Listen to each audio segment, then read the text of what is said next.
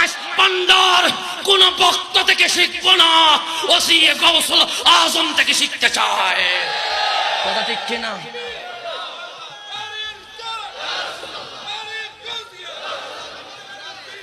কোন ব্যক্তির কর্মকাণ্ডের নাম ভান্ডারি নয়, গাউসুল আজম মাইস ভান্ডারের আওলাদের কর্মের নাম মাইস ভান্ডার। শুনে রেখো, মনে যা ইচ্ছা তাই বলবো, আর বাঁচার জন্য মাইস ভান্ডার বলবো, এটা কখনো মাইস ভান্ডারের আওলাদ মুরিদিন সহ্য করবে না। ওসিয়ে গাউসুল আজম বলেছে, কিছু ফটকা আছে, কিছু কি আছে, আমি বলি নাই, এটা ওসিয়ে গাউসুল আজম বলছে ফটকা আছে। মোল্লা বলে নাই, মাওলানা বলে নাই, ফটকা বলেছে।